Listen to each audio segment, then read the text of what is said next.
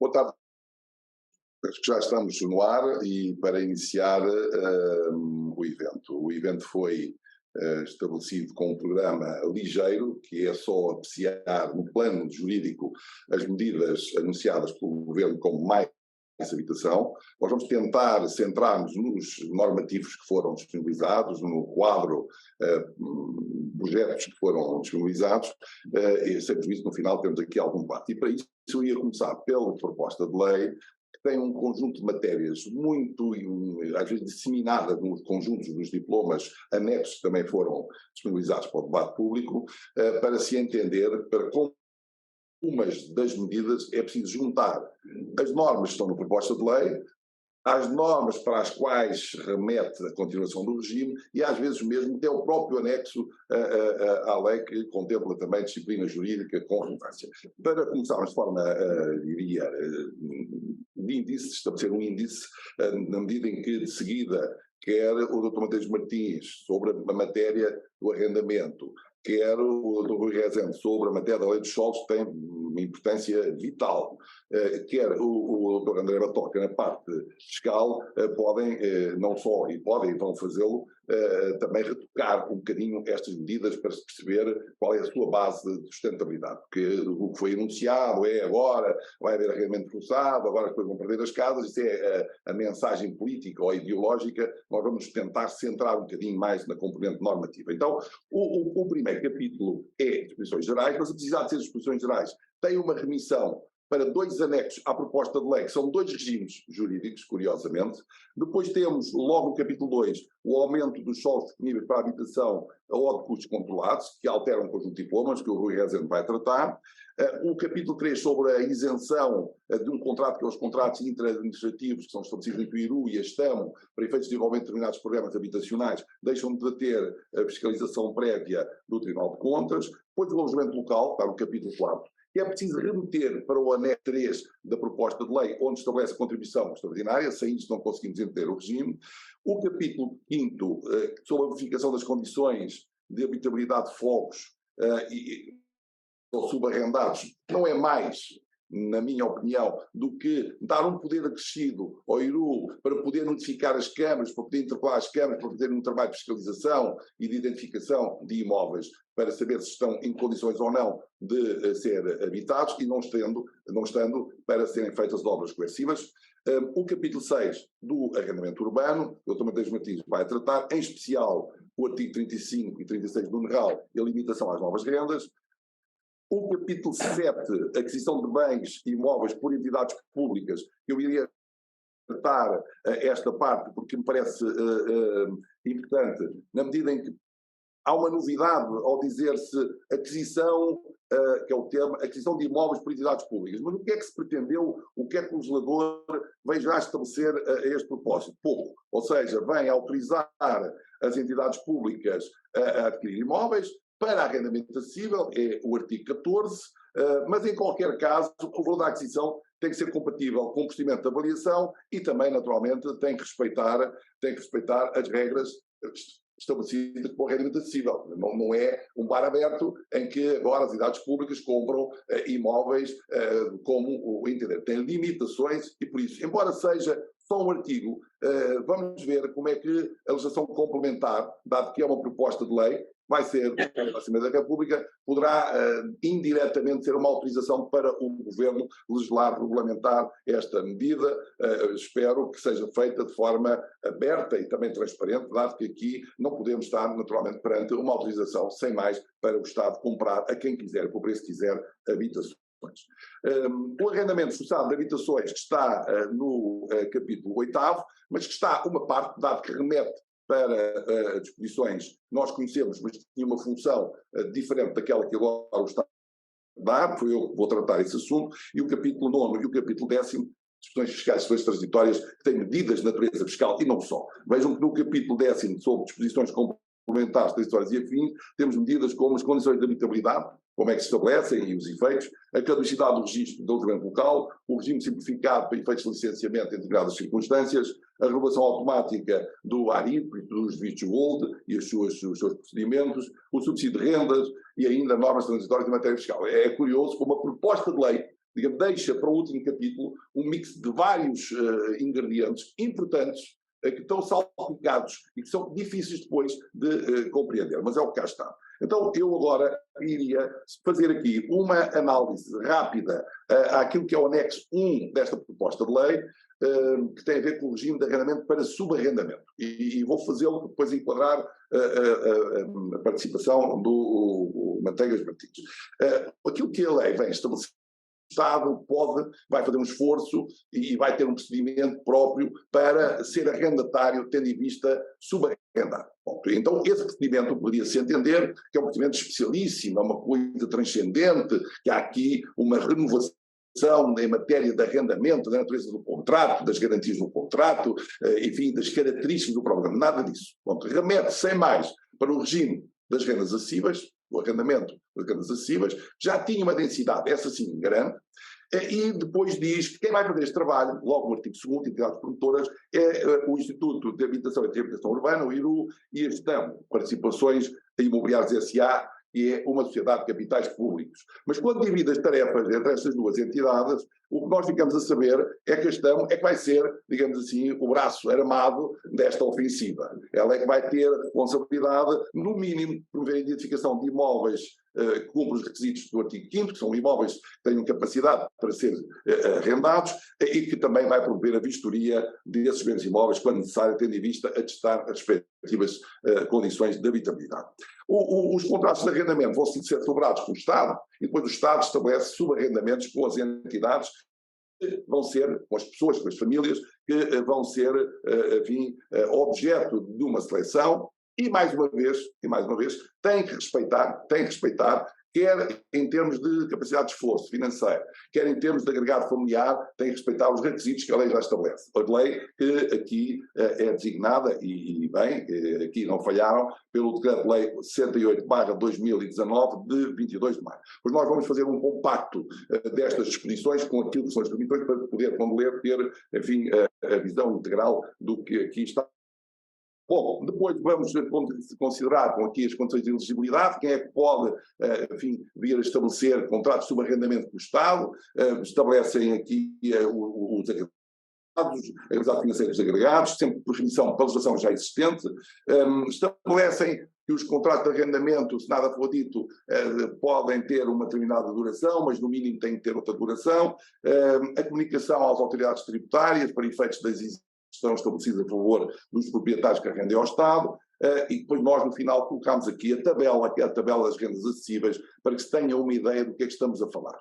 E o que estamos a falar é, por exemplo, no escalão mais alto, que é o escalão de Lisboa, que é o E6, nós temos para um T0 600 euros de renda, que não pode ser, enfim, superior, para um T1 900 e para um T2 1150.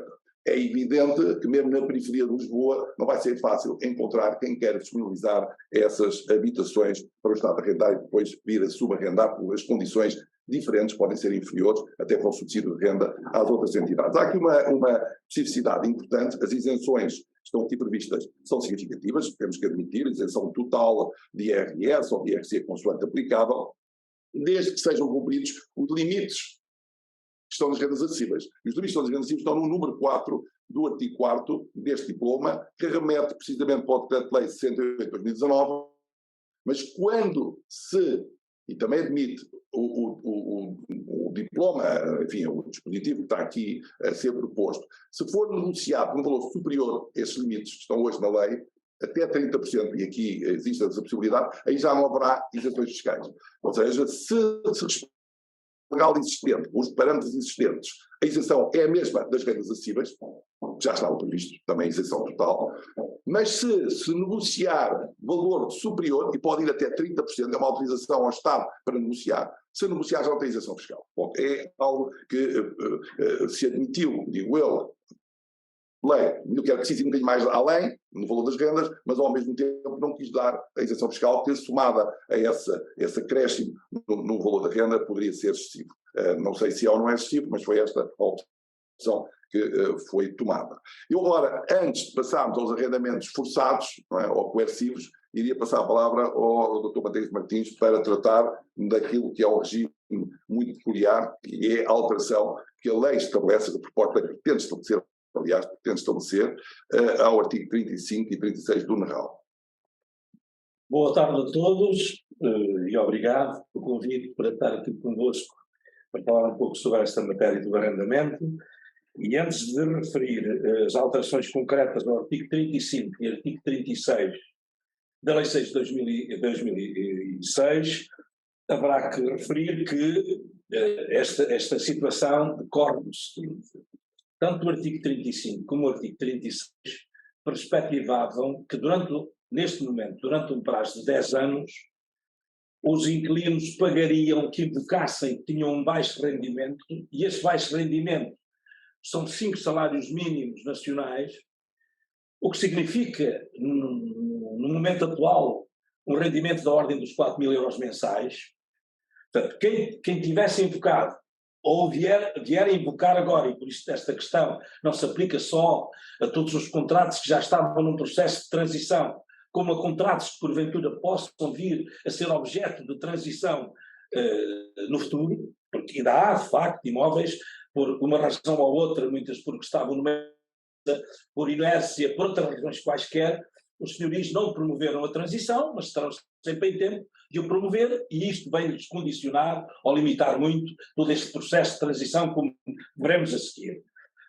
E dizia eu que, quer no artigo 35, quer no artigo 36, no 35 eram, digamos, relativamente, se tivessem menos de 65 anos de idade e não tivessem, ou não invocassem, um grau de incapacidade igual ou superior a 60%, portanto, esses inquilinos que porventura estivessem nestas condições, mas invocassem que tinham um baixo rendimento, ou seja, que tinham um rendimento inferior a 5 salários mínimos nacionais anuais, o contrato não transitou neste processo de transição para o novo regime, entendendo-se aqui o transitar como uma passagem a contrato de prazo certo, não passou, portanto, manteve-se o contrato com o mesmo regime que se aplica, continuam a aplicar as regras da duração indeterminada, sendo que nestas circunstâncias o senhorio não poderia pôr-lhe a termo. Bom, mantinha-se, digamos, esta situação, relativamente a esses inquilinos, o contrato não transitava,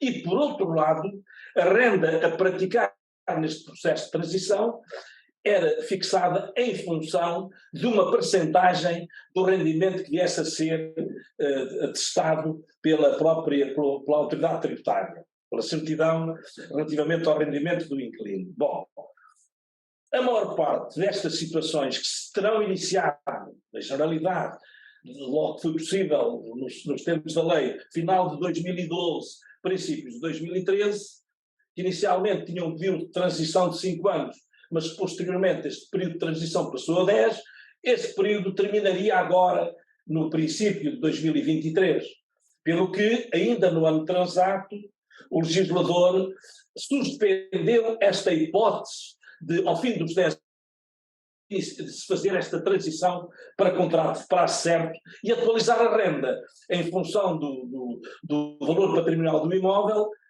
submetendo, na verdade, toda esta situação a um estudo que foi encarregue da Comissão da Habitação. Bom, isto para dizer o quê?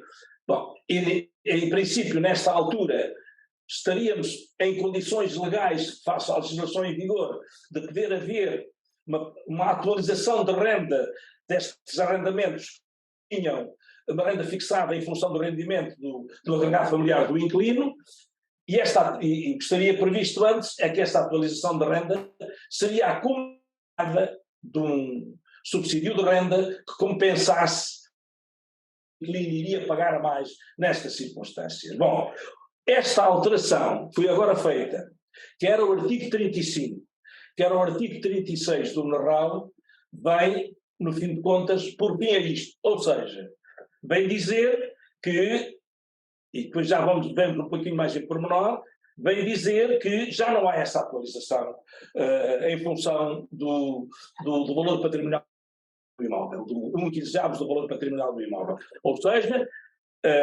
todas estas situações em que os inquilinos estavam a pagar uma renda em função do seu rendimento não vão ser atualizados. A única atualização que a renda que está a ser praticada neste momento, que pode ter, é a atualização anual em função do índice da inflação. Atualização que para o ano de 2023 foi, por força da lei, fixada num valor inferior ao valor que legalmente estava previsto, ou seja, da inflação dos preços do consumidor sem habitação. Essa inflação andaria nos 5 ponto qualquer coisa e o legislador fixou uma atualização para 2023 máximo de 2%. Portanto, ou seja, todos os contratos, pela nova redação dada ao artigo 35, todos os contratos que não tenham transitado para o novo regime, porque o inquilino invocou que tinha um rendimento inferior a 5 salários mínimos nacionais, já não transita. Estaríamos na perspectiva de poder transitar ao fim dos 10 anos. O legislador, se efetivamente a norma for aprovada como está previsto neste projeto, naturalmente, nesta proposta de lei, naturalmente que não haverá já atualização de renda e a única atualização de renda é a que decorre da atualização anual. Isto relativamente a todos em que não tinham transitado por um inquilino ter invocado baixo rendimento. Ou seja, o artigo 35 diz claramente que, ou dirá, se for aprovado, que quando o arrendatário invoque e comprove que o RAP do seu agregado familiar é inferior a 5 salários mínimos nacionais, ou seja, na maior parte dos casos já aconteceu, evidentemente isso também se aplica a futuras transições, não é verdade? Se porventura, naqueles casos em que ainda não houve transição, se o senhorio tentar promover a transição ao abrigo do artigo 33 e 34, 32, 33 e 34, se o inquilino invocar tem este baixo rendimento, o contrato já não transita nem é atualizada a renda, nem sequer é atualizada em função do seu rendimento. A renda que está a ser praticada agora é que continuará a ser praticada este baixo rendimento, apenas podendo ser atualizado anualmente em função do índice de atualização. Isto, portanto, artigo 35, relativamente a contratos em que o inquilino, no âmbito deste processo de transição, invocou ou venha a invocar em baixo rendimento. Portanto, o contrato já nunca mais transita para prazo certo, se esta lei for aprovada, e as rendas que estão a ser praticadas só poderão ser atualizadas em função do índice da inflação. No que se refere ao artigo 36, alteração ao artigo 36, e o artigo 36 rege o processo de transição para o novo regime, regia e continuará a reger a transição para o novo regime de contratos de arrendamento em que o senhorio, em que o inquilino tenha uma idade igual ou superior a 65 anos ou tenha uma incapacidade igual ou superior a 60%. Nestes casos, já ao abrigo da legislação que está em vigor ainda, estes contratos nunca transitariam para o novo regime, mantinham-se sempre como contratos de duração indeterminada, em que o senhorio não lhe podia por termo, por denúncia, bom, e também relativamente a estes contratos. Já era assim e continuará a ser, portanto estes contratos nunca transitarão, mas permitia-se nestes contratos que, se o inquilino invocasse que tinha um baixo rendimento, a renda dele também era fixada em função do rendimento do agregado familiar, as percentagens que constavam do artigo 35, aplicáveis também ao artigo 36, e, digamos, essa renda seria praticada, segundo o que estava em vigor agora, durante o período de 10 anos, e ao fim de 10 anos haveria então poderia haver uma atualização de renda que seria para o valor, para 15 anos do valor patrimonial do imóvel. Temos aqui um problema que eu não consigo aplicar. Neste momento, o artigo 36, e na proposta que está feita, continua a perspectivar esta possibilidade de atualização de renda, dizendo que mantendo naturalmente todo aquele processo em que o senhorio comunica ao inquilino que quer atualizar a renda pelo valor de X, manda-lhe a caderneta predial para ver qual é o valor patrimonial, o inquilino pode responder, dizer que não está de acordo e fazer uma proposta diferente, o senhorio pode aceitar, etc, etc, só que temos aqui um pequeno problema. A nova redação vai só até ao número 5 do artigo 36, em que depois não culmina, não tem uma solução, porque diz se o senhorio aceitar, a renda será aquela que o inquilino propôs. Bom, mas isto o senhorio não aceitar. Não diz, o legislador não nos explica o que é que acontece se o senhorio não aceitar. E não sentido que isso não faz sentido que isso não culmine de qualquer maneira, porquanto estamos a falar nesta primeira parte e até ao número 6 de inquilinos que não invoquem, têm um rendimento anual bruto corrigido inferior a 5 salários mínimos nacionais. Portanto, não fará muito sentido que inquilinos ou que processos de transição que ainda não foram feitos e que possam ser feitos agora, o legislador não diz o que é que acontece, o inquilino não invoca, tem um rendimento baixo, há este processo de proposta e contraproposta quanto ao valor da renda, mas o legislador, nesta redação que consta deste projeto de lei, não nos diz o que é que acontece se não houver acordo entre inquilino e senhorio. Depois, a parte final, revoga todos os restantes artigos, eu parto do pressuposto que revoga todos os artigos, no caso de, efetivamente, o inquilino ter invocado, tem um rendimento inferior a 5 salários mínimos nacionais, portanto, se invocar isto, já não há, transição não havia, mas já não há atualização de renda e, naturalmente, a atualização será, a exemplo do que acontece no 35, aos arrendamentos com inquilinos mais novos, a atualização é só feita ao abrigo do artigo 24. Bom, há aqui uma questão que me parece que deve ter sido um esquecimento, falta de cuidado do projetante legislador, que, digamos, revoga todos os restantes números, e entre esses números está o número 10. E o número 10 foi acrescentado quando da Lei 13 de 2019, que pretendia salvaguardar e pretendeu salvaguardar inquilinos idosos, que tinham mais de 65 anos, quando do processo de transição, e que por uma razão ou outra, em algumas circunstâncias importantes, que os senhorios tinham enganado os inquilinos, dizendo que não iria acontecer nada para eles não responderem à carta, e apesar deles terem mais de 65 anos e viverem no arrendado há muitos anos, o contrato acabou por transitar para contrato de prazo certo. O que é que este número 10 nos veio dizer?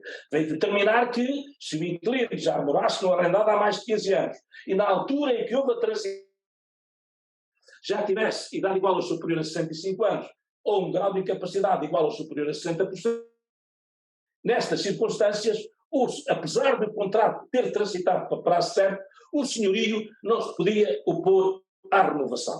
Bom, isto é uma salvaguarda para estes inquilinos idosos, tem estado a vigorar, mas se mantiver esta proposta de lei em que este número 10 é revogado, naturalmente que os senhorios voltarão a poder opor-se à renovação nestes contratos em que, porventura, os inquilinos tinham uma idade avançada. Penso que isto eu não consigo entender, mas haverá com certeza neste período de apreciação até a lei sair alguma solução para isto.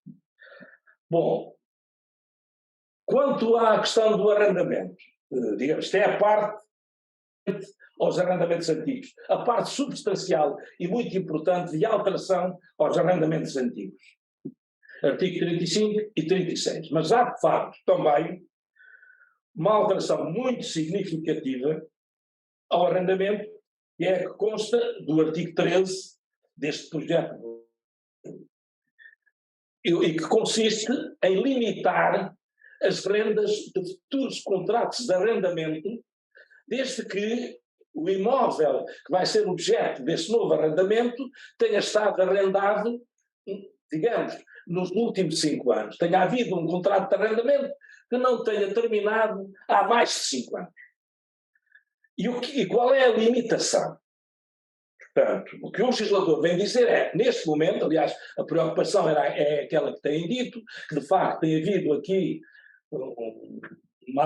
um aumento de rendas muito significativo e que muitos senhorios, por ter nossos contratos de arrendamento atualmente em vigor, naturalmente porque o mercado lhes possibilita fazer contratos de arrendamento por valor muito superior e, portanto, com essa justificação, naturalmente, farão cessar os contratos que têm em curso no fim do respectivo prazo. Esta norma pretende calcular as situações. E o que é que nos vem dizer?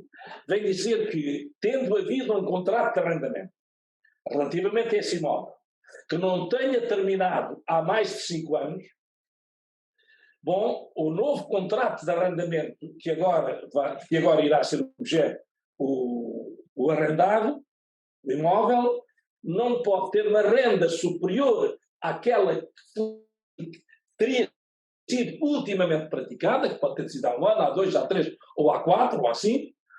Não pode ter um valor superior a essa renda acrescida de 1,02, ou seja, acrescida de 2%. Ou seja, no fim de contas, uma renda que custasse 1.000 euros não pode ter agora uma renda superior a 1.020 euros. Bom, a este valor, admitindo que o contrato de arrendamento anterior terminou há 4 anos ou há 3 anos, o senhorio pode ainda aplicar a esse valor, estes tais 1.020 euros, pode aplicar ainda a soma das taxas de atualização de renda que vigoraram nos últimos 3 anos. Pode ser dos 3, dos 2, do 1, efetivamente o que for, mas pode aplicar essa taxa, sendo certo que o próprio legislador, apesar de ter condicionado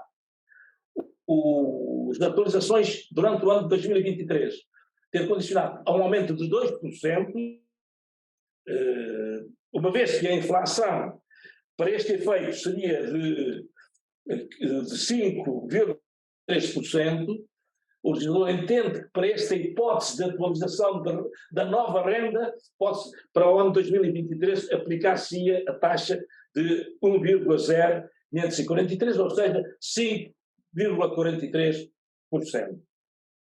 Então, isto é de facto uma alteração muito significativa e vem de facto condicionar de uma forma muito importante o futuro, as novas rendas no futuro e, portanto, e desencorajará, penso que é essa a intenção do legislador, desencorajará os senhorios por ter contratos de arrendamento em vigor, porque no fim de contas não vão ganhar nada com isso, porque a renda que podem praticar não é superior à que já estava a ser praticada, admitindo designadamente que, por exemplo, se o contrato de arrendamento só terminou em 2022, naturalmente que se esse contrato de arrendamento foi objeto de atualizações enquanto esteve em vigor, já não se pode agora aplicar novamente essa taxa para efeitos da fixação da nova renda. A própria lei diz que só se pode usar uma vez, ou foi usada enquanto o contrato anterior estava em vigor, ou pode ser usada agora. E isto é no essencial, o que na verdade quando ao regime do arrendamento. Muito bem, então tivemos antes a leitura breve que eu fiz do anexo 1 à lei, à proposta de lei, que aqui estamos a comentar, que tem um conjunto de artigos, regime voluntário, notificação proposta aos proprietários para verificar o seu interesse em celebrar contratos de arrendamento com o Estado, no caso com o IRU, que garante o pagamento das rendas, e diz a lei no artigo 4º, número 6, que restitui os imóveis no final do prazo, nas mesmas condições em que os recebeu, mas tem uma limitação, que é a renda na tabela, as limitações da renda acessível, por remissão para o Decreto-Lei 68/2019, e ainda a possibilidade de acrescer os tais 30%, mas aí com menos benefícios ou sem benefícios fiscais, o que tem que ser avaliado. Depois temos o regime nos artigos 5º e seguintes, que é o regime do subarrendamento, que é elegível para o subarrendamento. Não vamos aqui perder muito tempo, mas é bom que se entenda que esta medida é uma medida que vale tanto quanto a medida das rendas acessíveis, que já está em vigor há 1 ano e meio. Que é, se os proprietários quiserem, muito bem, se não quiserem, nada feito. Já aquilo que é a disposição interpretada pelo Dr. Monteiro Martins, já é da livre disponibilidade, que é o arrendamento por parte do proprietário, não condicionado, não por via de uma proposta do IRU, ou do Estado, ou de uma Câmara, mas porque ele pretenderia ter um arrendatário, neste caso tem a limitação da renda em função do histórico desse imóvel no que respeita aos arrendamentos e às rendas praticadas. Agora vamos ao arrendamento forçado. O arrendamento forçado dá a ideia, quando eu ouvi falar nisto, que existiriam 10 páginas sobre o assunto. Não. O capítulo 8º tem unicamente um artigo que remete para um conjunto de disposições normativas, e aí é que nós temos que fazer o tal sanduíche, lá porque as disposições juntar a este artigo 15º para ter uma leitura mais ou menos completa. Não quer dizer que se entenda tudo, mas pelo menos aí a leitura será mais completa. Então, o que é que se vem dizer? Eu estou a dizer logo no cabeçalho. O outro regime de arrendamento para subarrendar voluntário, estava lá. Aqui vem dizer que é forçado. Portanto, logo dizer, no artigo 15º, desculpa, número 1, que os imóveis de uso habitacional classificados como devolutos, depois remete para a lei onde a classificação está estabelecida, podem ser objeto de arrendamento forçado pelos municípios para posterior subarrendamento. Podem ser. Aqui o podem, depois disto, como é que vão, enfim, este pode se transforma na tal coercibilidade que vem logo no artigo abaixo, no número abaixo, onde diz que, se efeito, os proprietários recebem uma proposta, que é o número 4, nos termos do artigo 5º do Decreto-Lei 2021, que é uma proposta no âmbito estabelecido para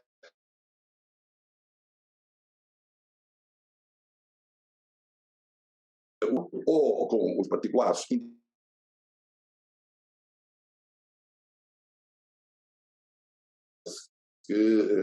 não aceitou, é um prazo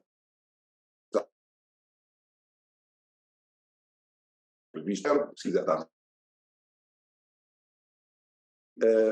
O que se encontrou para isto, que já é violação por parte do proprietário, ou seja, não aceitou, não disse nada, então agora o que é? Diz, aplica-se o artigo 108b do Josué. Bom, o artigo 108 do Josué, que poderíamos, no final, se quiserem, tratar um bocadinho, desenvolver um bocadinho mais, mas é um artigo que foi construído para que as câmaras pudessem intervir, o Estado pudesse intervir quando o parque habitacional estava degradado e fosse necessário fazer obras.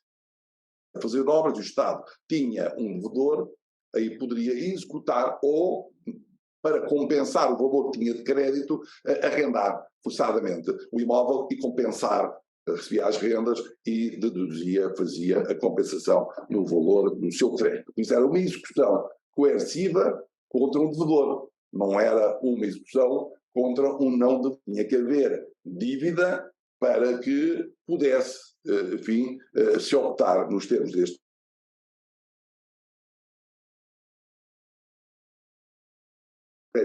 das instituições de dívida do Estado, ou, em alternativa, através do bem, da posse administrativa do bem, arrendar e receber esse fruto, receber essa renda para depois colocar na compensação. Quando se esgotasse o crédito, o direito a estar com o arrendamento forçado desaparecia.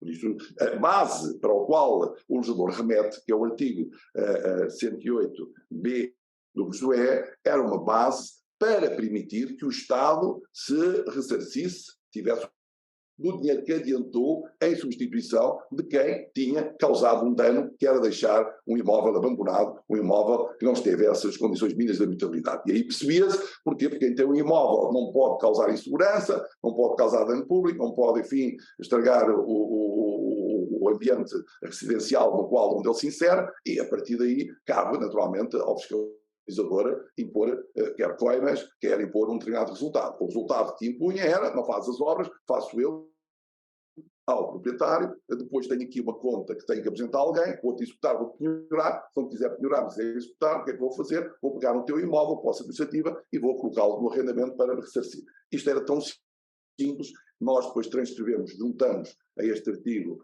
15º da proposta de lei, juntamos o outro, que não está cá, porque está por emissão, mas que é conhecido e tem a doutrina muito bem tratado, que é o artigo 108b do Josué, para verem que aquilo que lá estava não tinha nada a ver, zero a ver, com a prática forçada de atos contratuais por parte de quem seja. Neste caso, passando para lá, o que é que nós vamos ter? Vamos ter alguém que consegue tomar posse administrativa do bem e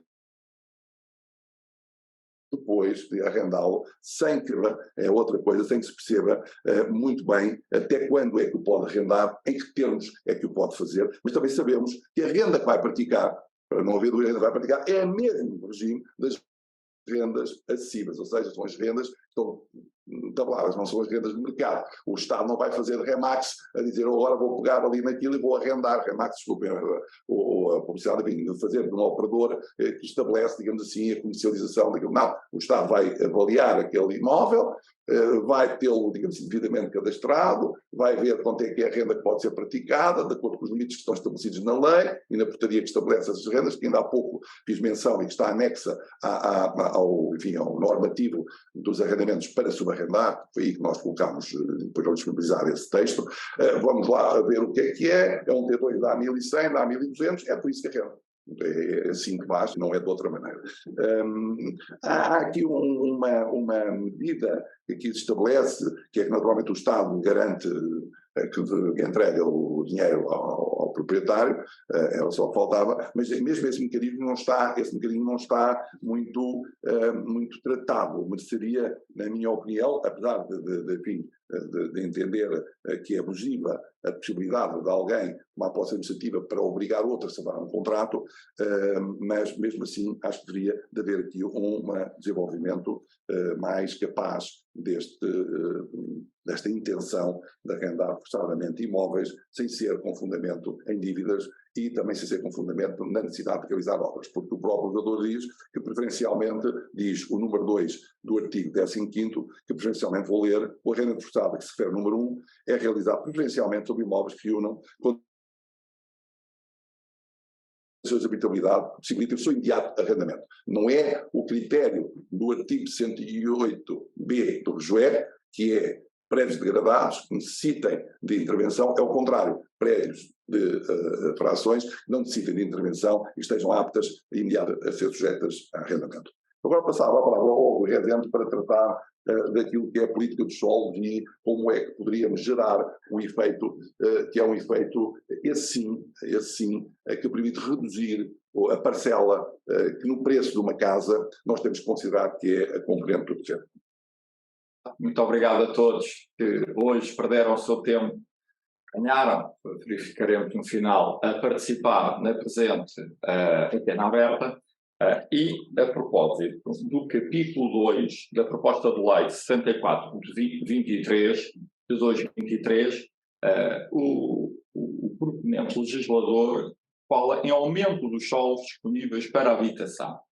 Para atingir esse fim, o proponente legislador tem de proceder a uma quarta alteração à Lei de Bases Gerais da Política de Solos, a Lei número 31 de 2014. Verificaremos um pouco mais à frente, falaremos um pouco mais à frente, daquilo que podemos chamar o pecado original. O pecado original provavelmente está exatamente na Lei 31 de 2014, é uma lei de bases, e no problema que é nós ponderarmos, ou fazermos em Portugal, e cometemos frequentemente este erro, de serem elaboradas leis de bases considerando o contexto do momento e, às vezes, com alguma falta de visão de futuro. Bom, a primeira alteração pretendida aqui efetuar pelo legislador a esta lei de bases é aditar um número 6 e um número 7 ao artigo 22 dessa mesma lei. Bom, com esse aditamento, pretende o proponente legislador que os imóveis que sejam desafetados do domínio público e do domínio privado indisponível do Estado e que já tivessem como destino a habitação, que não se apliquem as regras do número 4 desse mesmo artigo 22, ou seja, retirando às associações de municípios e às autarquias locais que as mesmas possam redefinir o uso do solo mediante a elaboração ou alteração dos instrumentos de planeamento territorial em causa para outro fim não habitacional. Bom, em primeiro lugar, aqui parece-me que da parte do proponente legislador há, desde logo, uma aparente falta de confiança que estas associações de municípios, as autarquias locais, elas próprias atentas ao problema da necessidade de habitação em Portugal, portanto, restringindo claramente a possibilidade de alteração do uso habitacional nesses mesmos imóveis desafetados. Bom, e pior, o legislador também vem aqui propor que se presuma a compatibilidade do uso habitacional. Bom, a presunção, enfim, já tinha como destino a habitação, parece-me redundante. Mas pior, parece-me ainda o facto do legislador depois dizer que as normas aplicáveis são as normas do plano relativas às parcelas confinantes e com as quais a parcela em causa tenha condições para constituir uma unidade harmoniosa. Aqui vislumbramos dois potenciais problemas, ou dois desafios. O primeiro, o uso deste conceito indeterminado de uma unidade harmoniosa. E depois, o uso das normas do plano relativas às parcelas confinantes. Não às parcelas mais próximas, que também têm utilização habitacional, mas sim utilizando o termo confinante. Bom, qual é o desafio?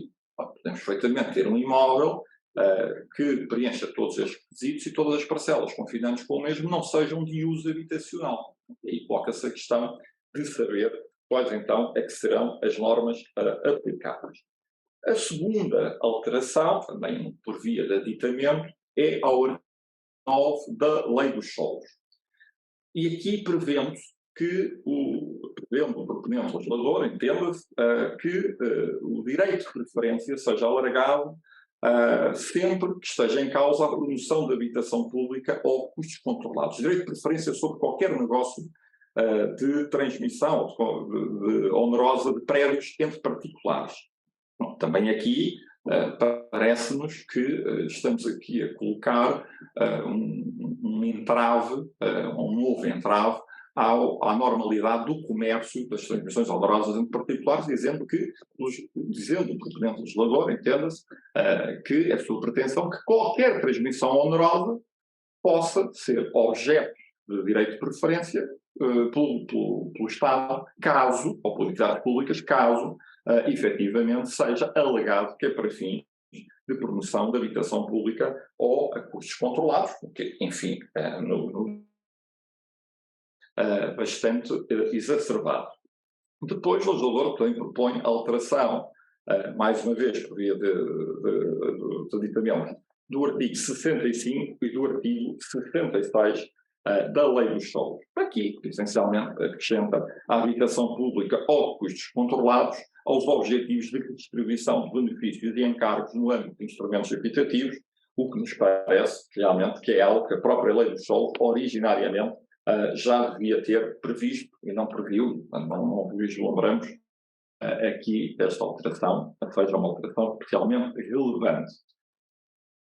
Pois, e com especial pertinência, como eu já disse no início, diria eu, de algum modo, demonstrando que o legislador começa agora a perceber que há aqui um pecado original. E o pecado original é o quê? O pecado original tem a ver com a própria lei dos solos de 2014, e, consequentemente, com o regime jurídico dos instrumentos territorial de 2015, as quais, eu diria, e bem, procuraram adotar conceitos próximos daqueles que são os conceitos de solo, que também, os conceitos de imóveis, que também constam do Código Civil, e particularmente do artigo 204 do Código Civil e da legislação tributária.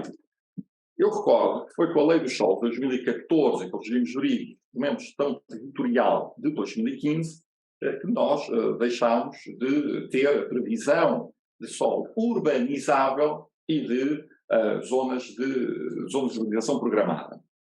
E passámos a ter uma correspondência clara com aquilo que diz o Código Civil, com aquilo que diz a legislação tributária, no que concerne a uma divisão entre solo urbano e solo rústico. Nessa mesma lei dos solos foi previsto, e posteriormente, depois no regime jurídico dos instrumentos de plano territorial, foi prevista a adaptação de todos os instrumentos de plano territorial por adaptação a esta nova divisão. E também foi previsto que houvesse um decreto regulamentar para que ficasse definido o que é que então seria, foi, entretanto, aprovado, foi o decreto regulamentar 15/2015, o que era solo urbano e o que é que seria solo rústico. Bom, o tema que estava há pouco aqui do pecado original é que em 2014 aprovou-se uma lei de solos, uma lei de bases, que parte da realidade do mercado imobiliário dos anos anteriores àquele ano. O que significa um período de alguma crise imobiliária de menor procura e em que se considerava que a quantidade do solo urbano que existia no território era suficiente para aportar todas as necessidades de uso desse tipo de solo. Verificamos hoje, em 2023, que tal não sucedeu. Tanto tal não sucedeu que estamos todos de acordo que o grande problema hoje da habitação em Portugal é a construção de mais habitação, de habitação nova. Estamos com paliativos e outras soluções de recursos neste momento, temos a necessidade hoje perante aquilo que foi uma realidade há 7 anos, que vigorou a lei dos solos, mas que durante os quais efetivamente se dificultou a criação de novo solo urbano. Verifica-se agora que é manifestamente um erro. Era necessário haver mais solo urbano e é o próprio legislador que agora o vem dizer que pretende atingir esse fim, no capítulo 2 desta proposta de lei, com o aumento dos solos disponíveis para habitação pública ou recursos controlados. O que é que o legislador, qual é o caminho que o mesmo aqui procura efetuar? Bom, procura efetuar esse caminho por via do aditamento do artigo 10A à lei dos solos, o qual vem dizer o seguinte: para os efeitos da lei dos solos, mantém a classificação como solo urbano os terrenos que cumulativamente estivessem classificados ou que estejam classificados como solo urbanizável ou solo urbano com urbanização programada, em que o uso predominante previsto seja habitacional e que a sua promoção seja inserida no âmbito da execução de uma estratégia local de habitação, de uma carta municipal de habitação ou de uma bolsa de habitação, isto para efeitos do Decreto-Lei 37/2018 e da Lei 83/2019. Bom, eu aqui realço desde já o seguinte: os municípios tiveram, no regime jurídico dos instrumentos de plano territorial 2015, um período para adaptar os instrumentos de plano territorial, aqui concretamente os planos diretores municipais, a esta divisão de solo, apenas em solo urbano e solo rústico. Poucos foram os municípios que o fizeram atempadamente e o legislador sucessivamente suspendeu e, entretanto, adiou a aplicação de tais normativos para 31 de dezembro de 2023. Entretanto. Mas agora vamos fazer a primeira das questões sobre esta linha A, que diz que, para a aplicação deste novo artigo 10A da Lei dos Solos, refere-se expressamente que os mesmos estar classificados, o termo que até estejam classificados, não é, que tenham estado classificados como solo urbanizável ou solo urbano com urbanização programada. Logo aqui temos um tema. O primeiro tema é, então, e os municípios foram mais diligentes do que os demais e que efetivamente já adaptaram os seus planos diretores municipais à lei do solo 14, nos termos do regime jurídico dos instrumentos de plano territorial de 2015. Bom, esses municípios vão ser penalizados mais diligentes e cumpridores do que os demais, porque já não vão ter a possibilidade de transformar solo urbanizável, ou solo espaços urbanizáveis, ou solo urbanização programada ao abrigo dos seus PDMs anteriores, em solo urbano ao abrigo deste artigo 10A, porque, atualmente, o solo já foi ou classificado como solo urbano ou como solo rústico, consoante estivessem ou não estivessem verificados os condicionamentos previstos nos artigos 5º e seguintes do decreto regulamentar de 15 de 2015. Portanto, logo aqui verificamos um claro benefício dos municípios mais diligentes e cumpridores sobre aqueles que se foram atrasando na adaptação por adaptação dos seus planos diretores municipais. Bom, a linha B diz que também tinha que prever que o uso predominantemente seja o habitacional. Bom, quanto a isto, também não vislumbramos questão de maior, parece-nos óbvio, mas depois, por sua vez, vem-se dizer que só se salvam, perdoem a expressão, mas que só se salvam para solo urbano os solos urbanizáveis ou com urbanização programada, quando inseridos em estratégia local de habitação, Carta Municipal de Habitação ou Bolsa de Habitação. Bom, eu diria que o problema da habitação em Portugal não se pode resolver só com a perspectiva da habitação pública ou de custos controlados. E, portanto, vejo com alguma dificuldade porque é que não se utilizou a presente oportunidade para alargar, para se rever a lei de bases de uma forma mais profunda, da lei de bases do solo de uma forma mais profunda, orientando que realmente possa ser mantido como solo urbano ou possa ser expandido para solo urbano, diminuindo assim as restrições que resultam da própria lei dos solos de transformação de solo rústico em urbano, consoante as necessidades habitacionais que verifiquem por cada município. Creio que era uma boa oportunidade, seria uma medida muito mais eficiente para se resolver o problema da habitação em Portugal. Provavelmente não se resolverá apenas e só através da habitação pública. Eu recordo que nos termos do artigo 7º, número 3, do já referido decreto regulamentar 15 de 2015, nos termos do qual são estabelecidos os critérios de classificação e reclassificação do solo, a classificação como solo urbano só existe quando cumulativamente se verificam os seguintes critérios: a inserção no modelo de organização do sistema urbano municipal ou intermunicipal, a existência de aglomerados de edifícios, população e atividades geradoras de fluxos significativos de população, bens e informação, a existência de infraestruturas urbanas e de prestação dos serviços associados, compreendendo no mínimo sistemas de transportes públicos, de abastecimento de água e saneamento, de distribuição de energia, de telecomunicações, mediante inscrição no respectivo programa de execuções, as consequências das inscrições dos planos de atividade nos orçamentos municipais satisfaçam as suas necessidades coletivas fundamentais e a necessidade de existência e contenção da fragmentação territorial.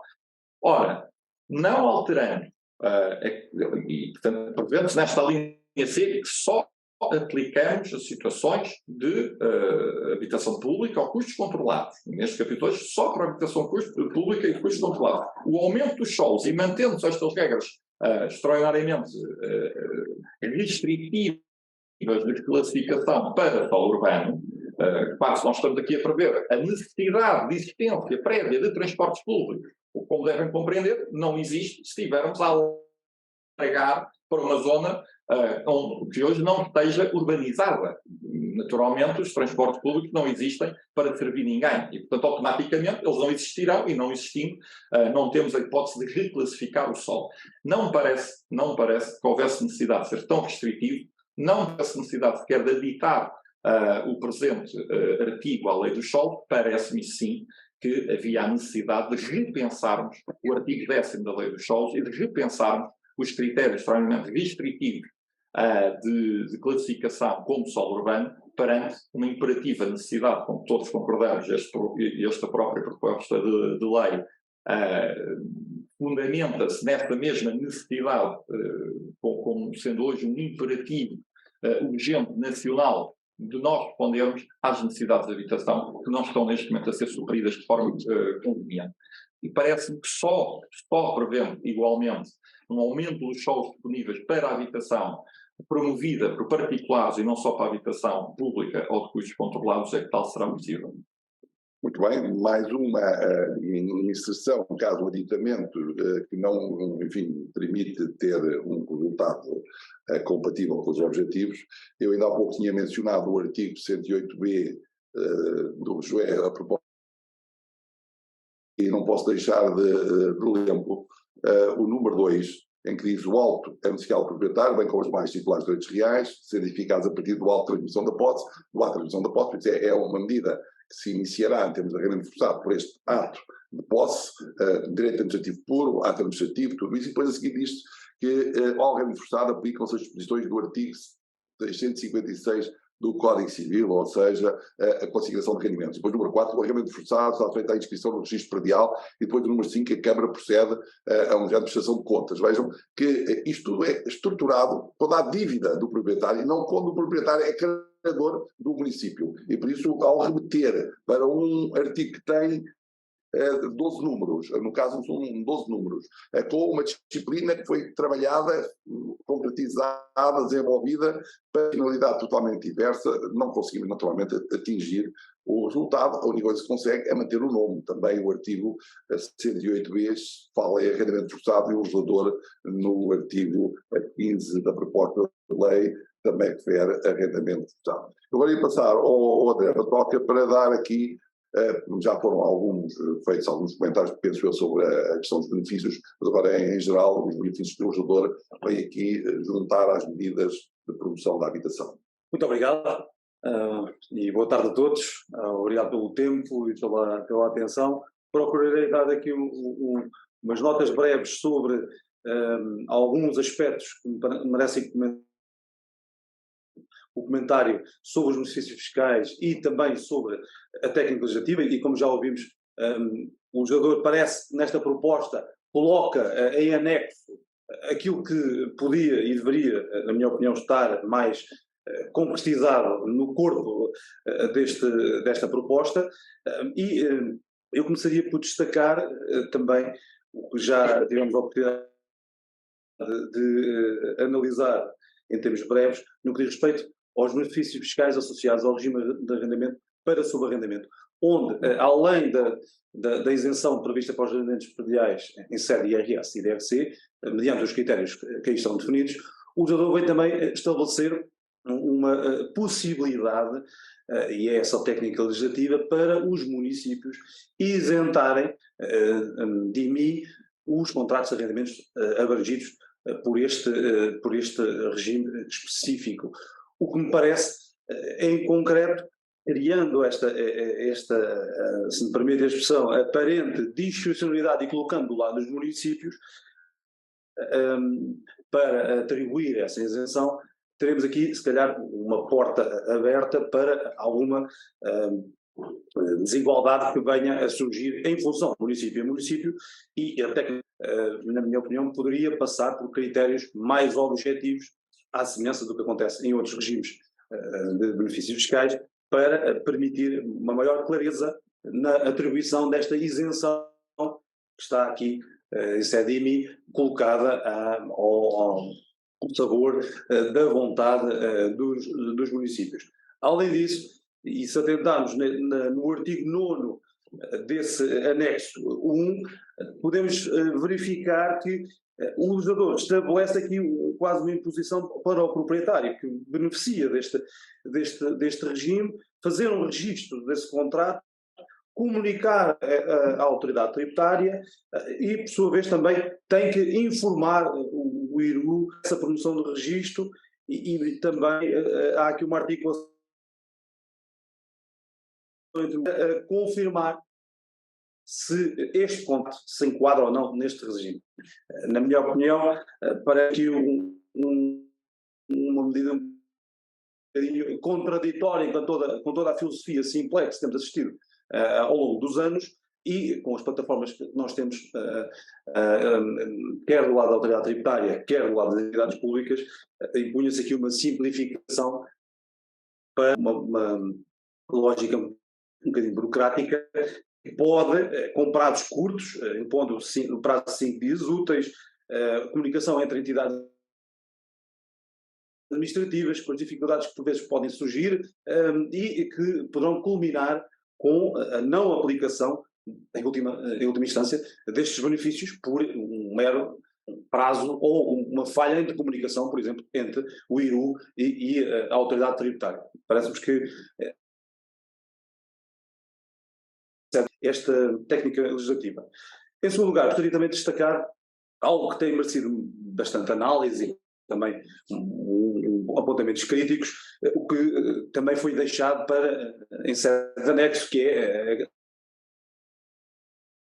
a contribuição extraordinária sobre os estabelecimentos de alojamento local, que tem suscitado aqui algum debate e ainda vai ser objeto certamente de vários contributos perante o teor da proposta, mas que também coloca aqui o legislador a tónica e passo para o ponto prévio no papel dos municípios, que vão ter que definir nos seus territórios quais é que são as zonas consideradas de pressão urbanística, que aí sim, naqueles alojamentos locais que se situem nessas zonas, será aplicável essa contribuição extraordinária de caráter e que vai reportar-se a 31 de dezembro do ano anterior e também, mesmo que o proprietário daquela entidade não explora, terá e será sujeito solidariamente à responsabilidade pela liquidação desse pagamento. Uma taxa de 35%, que também é apontada por várias vozes como um mecanismo usado para tentar bloquear, entre aspas, aqui o alojamento local por efeito fiscal, mas que também suscita aqui um papel importante em sede de análise crítica nesta proposta para permitir uma clarificação ou também dos valores ou também aqui dos critérios e, acima de tudo, o papel importante que os municípios vão ter também neste aspecto, cuja decisão sobre a localização e definição destes territórios vai condicionar todo este regime específico, cuja receita será consignada ao Instituto de Habitação e de Reabilitação Urbana, o IRU, como já mencionámos, para promover, e é essa a intenção que também está plasmada, as políticas de habitação. Por último, destacar também aqui as alterações que já, em alguns aspectos, nomeadamente em sede do regime de IVA aplicável de reabilitação urbana, que tem já motivado e tem ao longo dos anos alguma discórdia no que diz respeito a este benefício fiscal entre os investidores e promotores no imobiliário e também a autoridade.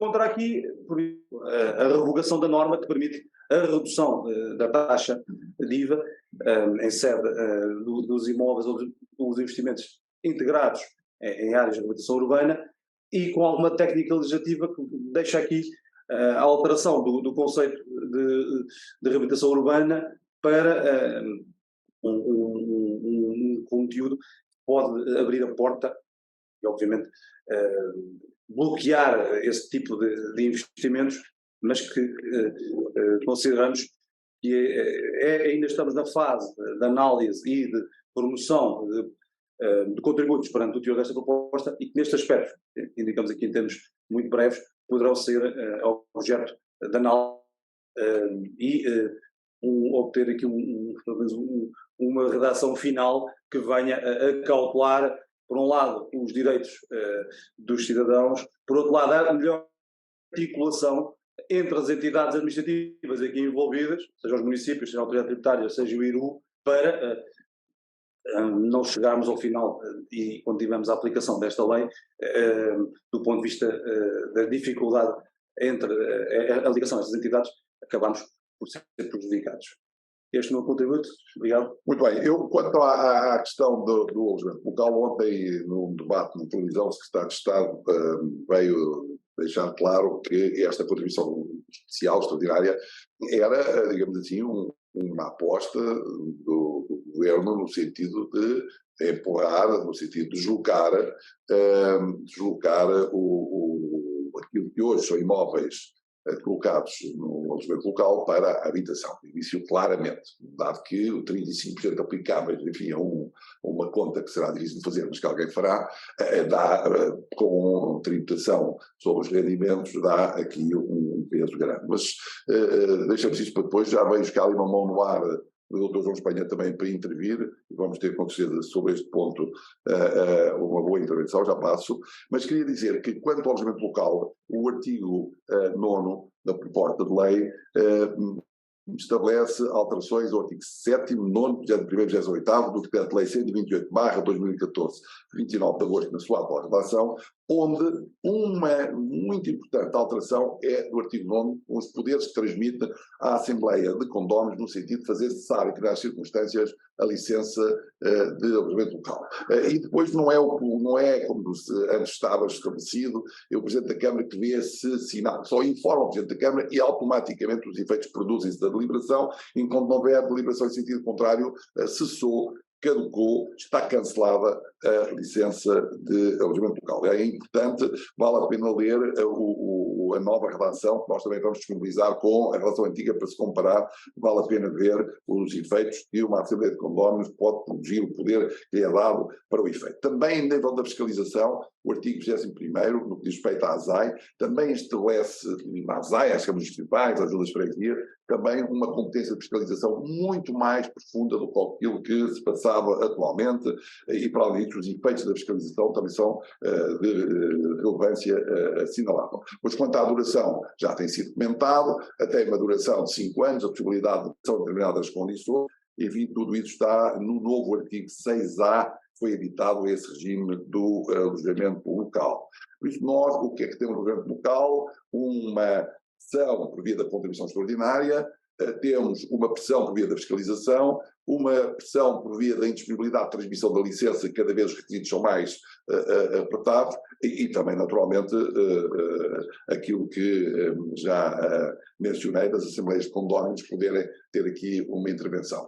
Eu estava a fazer aqui um comentário àquilo que é uma disciplina que está prevista no anexo 3, no anexo 2 da proposta de lei, que é o apoio à promoção da habitação a custos controlados para arrendamento acessível. É sempre o mesmo círculo. Qualquer coisa que se faz, arrendamento para subarrendamento, rendas acessíveis, proposta de compra com a base das rendas acessíveis, é sempre este circuito, e por isso o problema vai estar aí. O problema vai estar por muitos incentivos fiscais, a base renda acessível, habitação em tipologias de habitação em renda, de preço de renda, está tabelado por um valor muito baixo, dificilmente tem restrições. No entanto, este anexo 2 estabelece aqui a possibilidade de financiamento das cooperativas e das sociedades que se dediquem à construção civil, em consórcio ou não, enfim, determinados requisitos, a possibilidade de se financiarem, a possibilidade de receberem também terrenos públicos para o desenvolvimento da habitação acessível, mais uma vez, é também um conjunto de normas que vale a pena, enfim, ler. Por último, dizemos que há em anexo à proposta de lei um conjunto de propostas de autorização, lei de autorização ao Governo para legislar, algumas em matérias muito sensíveis, como o BNA, o Balcão Nacional do Arrendamento, que se vai transformar em balcão do arrendatário do senhorio, que não vai resolver o problema, de maneira nenhuma, não vai resolver o problema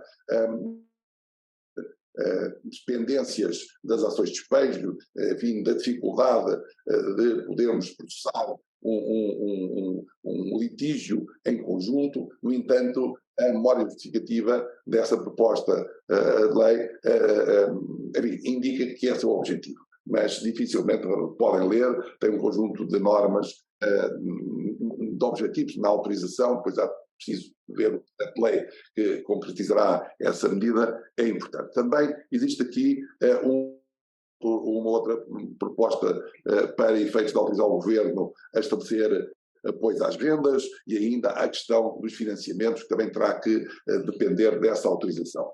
Com isto tudo, temos 15 medidas segmentadas com componentes fiscais e com componentes de concretização judicial, algumas que naturalmente dificultarão, mas que temos que ler após conhecermos os restantes diplomas. Agora passava os textos dos diplomas. Passava então aí a audiência para, já havia pelo menos o João Espanha que eu vi uma mão no ar, para poderem entrar e podermos então iniciar o debate. Vera, se for possível, penso que já havia algumas pessoas com a intenção de participar. Sim? Não sei. Estou? Estão-me a ouvir? Sim, João, sim. Olá. Pronto, em primeiro lugar, obviamente, dar os parabéns por esta iniciativa, muito positiva, muito interessante este flyover sobre esta coisa que chamaram reforma mais habitação, ou lá o que é, mas que me parece ser, aliás, o próprio artigo 1º da proposta de lei, ao dizer que este conjunto de regras avulsas visa garantir habitação para todos, acho que de facto andamos a navegar mais no reino da utopia do que propriamente da praticalidade. Obviamente, a mim diz-me mais respeito às questões tributárias, nota para a contribuição sobre o alojamento local, que me parece de facto uma coisa estranhíssima, e claramente com um intuito sancionatório, outros poderão entender diferente, parece-me ter sido criado um novo imposto sobre o património com a possibilidade, inclusive, da base tributável ser completamente manipulada pelos municípios na medida em que podem fixar os coeficientes que muito bem entenderem. Mas, enfim, princípio de legalidade à parte, gostava só de chamar a atenção para uma coisa que tem, parece-me, estado a passar à margem. Os serviços, como de costume, não podiam deixar de enxertar nesta proposta um pequeno cavalo de Troia. E gostava de saber qual é que é a vossa opinião sobre, acho que é a nova linha E para o número 6 do artigo 10º do Código do IRS, que, se bem leio, vem tornar o domicílio fiscal, se não uma presunção inelidível, definitivamente uma condição para a determinação da habitação própria e permanente para efeitos da isenção ou da não sujeição da mais-valia realizada com a alienação do imóvel da habitação própria e permanente e posterior reinvestimento, seja em habitação própria e permanente, seja em ativos financeiros listados, seja agora, ao que parece, para pagar o empréstimo à habitação. Isto, com todo o respeito, é, como de costume, uma golpada, porque é a maneira de resolver na Secretaria uma coisa que tem sido sedimentada na jurisprudência e que me parece da mais elementar justiça, isto é, eu posso me esquecer de mudar o meu domicílio fiscal, isso não significa que isso não seja a minha habitação própria permanente. Acho muito curioso que o Governo tenha tido o tupete de colocar esta medida num programa de mais habitação, quando esta medida vai, por via meramente administrativa, limitar centenas, se não milhares de pessoas na possibilidade de verem a sua mais-valia não tributada quando alienam a sua habitação própria e permanente. Gostava de deixar esta nota de profundo desagrado, não apenas pelo pacote ele todo, que me parece, enfim, faltam-me os adjetivos e não quero ser ofensivo, mas dar nota de que, mais uma vez, os serviços aproveitam a ingenuidade de alguns operadores políticos para tentarem levar água ao seu moinho e demonstrando que em Portugal o princípio da legalidade se traduz, afinal e tão só, em cobrar mais impostos de lá por onde der. Peço desculpa, mas eu, de facto, desde que esta proposta viu a luz do dia, o meu fígado anda um bocadinho, pronto, já viu melhores dias. Muito obrigado. E mais uma vez, parabéns pela iniciativa. Muito bem. Não tem a ver diretamente, tem a ver com o domicílio, mas não com o resultado que apontaste, e que está, enfim, previsto também nos vistos de gold, na possibilidade de renovação das autorizações de residência para atividades de investimento imobiliário. Não comentámos esta norma, que é o artigo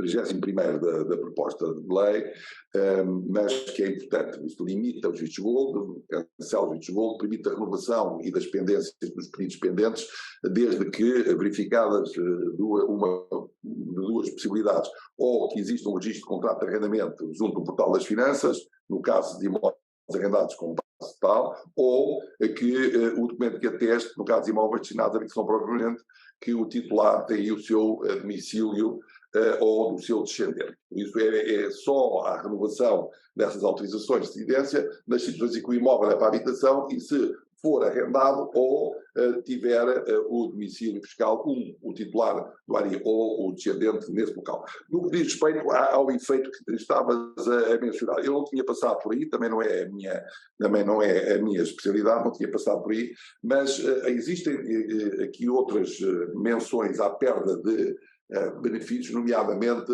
se forem zonas favorecidas na fiscalidade, na tributação e tal. Aqui eu não percebi isso, podemos avaliar, não sei se o André Batoca deu nota dessa alteração e da sua subtileza para os fins que o Dr. João Espanha aqui comentou. Se me permite, e obrigado pelo convite, pelo contributo do Dr. João Espanha, e concordo totalmente que neste aspecto em concreto o legislador mais uma vez usou aqui um alçapão para tentar fazer uma pequena alteração cirúrgica que, concordo totalmente consigo, o princípio da legalidade é colocado de lado e a Receita está aqui como o grande objetivo e obviamente que acredito que o contributo em sede de pronúncia perante a proposta pode ser essencial, porque a técnica legislativa neste pacote no seu todo e diz respeito a alguns pontos na parte fiscal é muito questionável, e estou a ser muito, muito diplomático. E concordo totalmente que aqui é um dos aspectos, os efeitos jurídicos, e nestes conceitos do domicílio fiscal e a habitação própria permanente podiam ter sido e têm que ser colocados em causa no que diz respeito a esta técnica legislativa que suscita as maiores dúvidas e mais uma vez... Então, para quem não está enfim, a ler o diploma, o projeto, está no artigo 18º, que prevê a alteração do Código de IRS, como foi referido, e a relação que é proposta é esta. A linha é: o imóvel transmitido tenha sido destinado à habitação própria e permanente do sujeito passivo ao seu agregado familiar, comprovada através do respectivo domicílio fiscal nos 24 meses anteriores à data da transmissão. Porque é aí que se coloca a questão, se esta é a forma de prova, naturalmente a administração fiscal não vai deixar que outra se faça e por isso passa a ser aqui uma limitação cujo conteúdo, cujo juízo, cuja, digamos assim, limitação foi colocada pelo colega João Espanha. Não sei se mais alguém está ali, alguém também com a mão no ar. Maria não se consegue ver, mas é o suficiente. Consegue ver o resto do nome, por isso só mencionei Maria, que é o que está aqui no ecrã. Não sei se quer abrir aí a... Não? Aquela mão não é amarela, pronto, é branco. Mais alguém? Alguém que queira intervir, queira colocar alguma questão? Ainda temos uns minutinhos. Tínhamos aqui estabelecido 1h30 para o evento, meia hora para estas trocas de impressões. Alguém mandou para o chat alguma pergunta? Não, tem? Não? Bom, não sei se querem tentar alguma coisa do vosso lado. Então eu ia concluir dizendo que nós vamos disponibilizar... Tem ali o... Está ali. António Aranha, sim. É dar aí a... Muito bem. Olá, António. Viva. Tudo. Boa tarde a todos. Eu não apanhei a apresentação toda, mas dou os parabéns desde já pelas intervenções a que assisti. A minha preocupação na primeira mão não é tanto sobre aquilo que eu ouvi, mas que era relativamente ao Golden Visa. Ou seja, toda a gente que eu ouço falar acerca do términos do programa de Golden Visa está sempre tudo muito associado ao imobiliário. No entanto, pouco se tem falado no mercado sobre o investimento através de fundos de capital de risco canalizados para uma diversidade de atividades que não o imobiliário. Vocês parece-vos que o legislador quer mesmo colocar um ponto final no programa de Golden Visa completamente transversal a todas as hipóteses de investimento, ou isto aqui será muito apenas e só virado para o imobiliário. Porque eu já ouvi as duas opiniões, só mesmo depois do dia 16 é que se conseguirá saber alguma coisa, mas queria saber qual a vossa sensibilidade. Bom, isto está no capítulo 10º, disposições complementares, vírgula, transitórias e finais. E esse capítulo começa no artigo 27 e depois o artigo 31 começa, tem epígrafe, renovação de autorizações de residência para atividades de investimento imobiliário.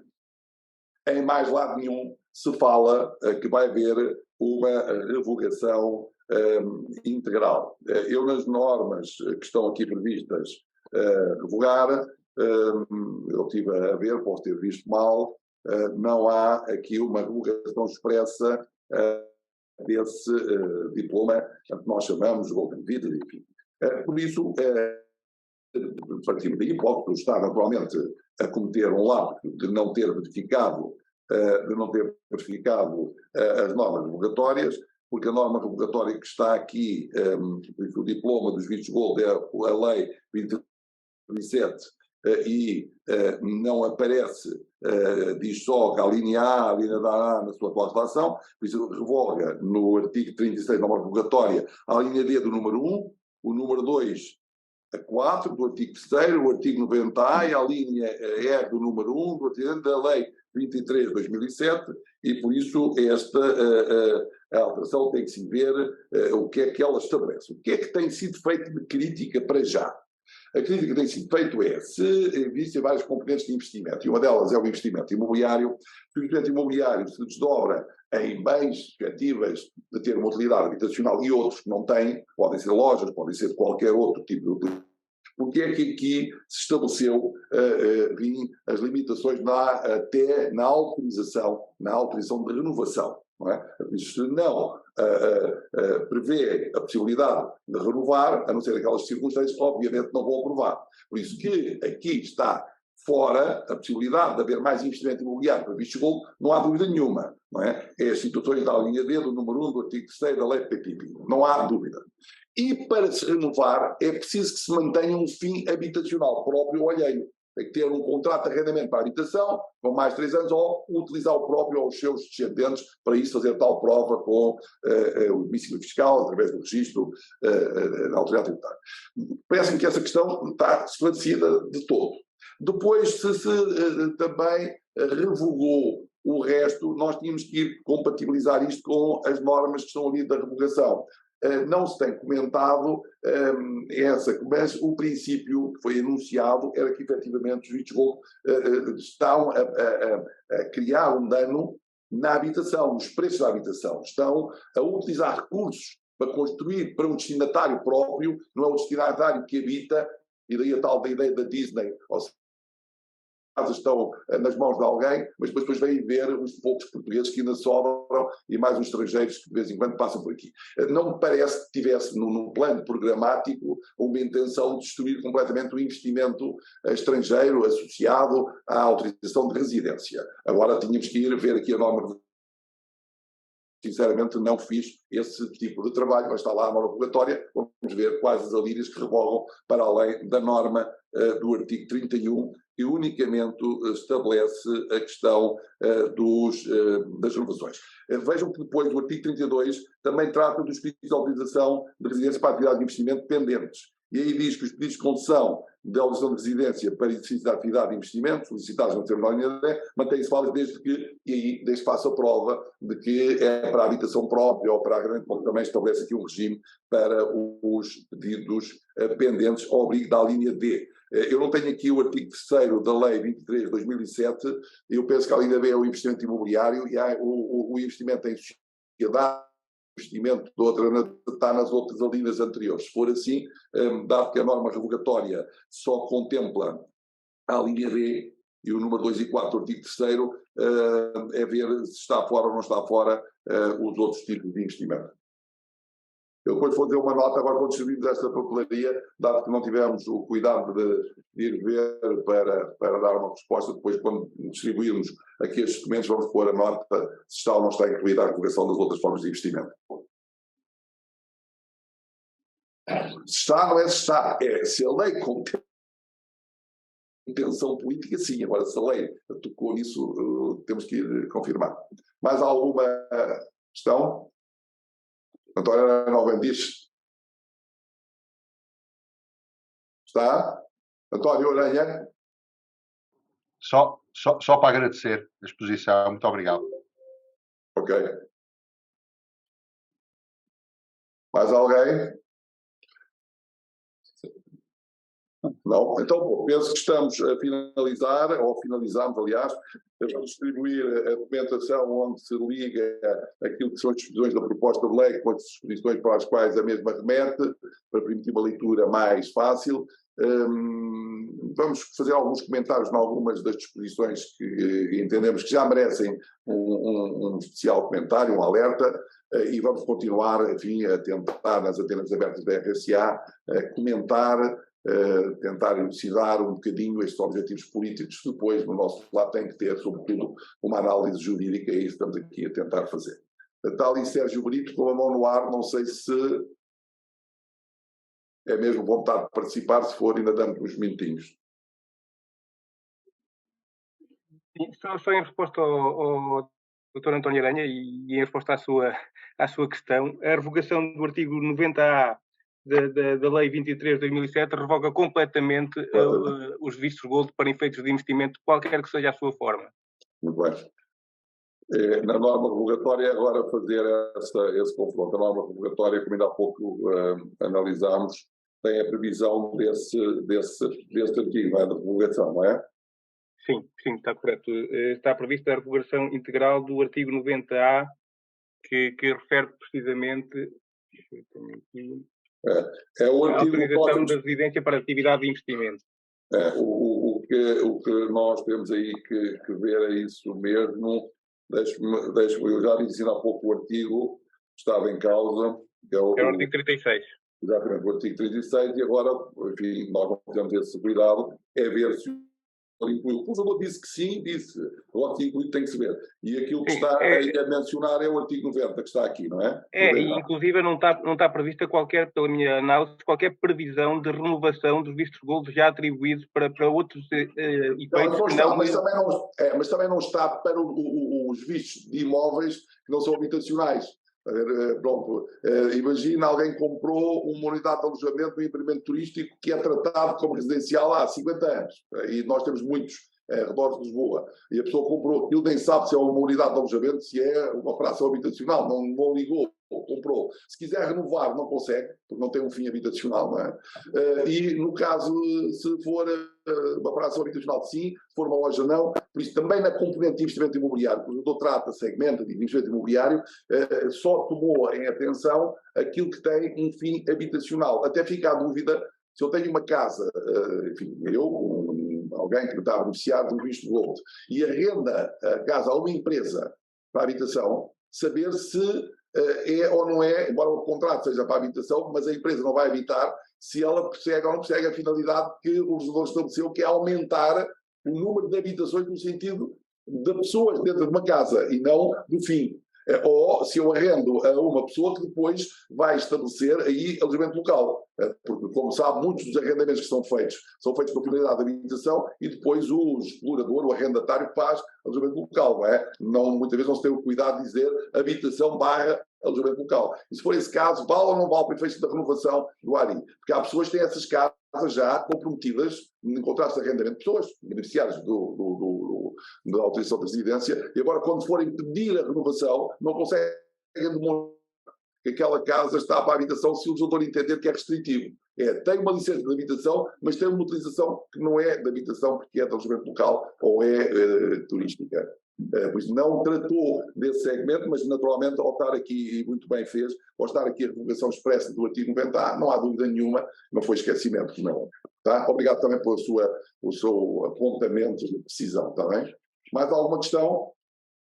Não? Então agora é que fechamos mesmo. Obrigado a todos. Vamos continuar na próxima oportunidade. Logo tenhamos mais propostas, enfim, a aprovação quando ocorrer na Assembleia da República. Propostas, já teremos uma lei, mas temos depois os projetos de lei de autorização que naturalmente, sobretudo no BNA, são muito relevantes para os colegas que fazem a prática dos tribunais, enfim, muito, muito importantes. Muito obrigado a todos, obrigado também aos meus colegas. Obrigado, boa tarde. Boa tarde. Boa tarde.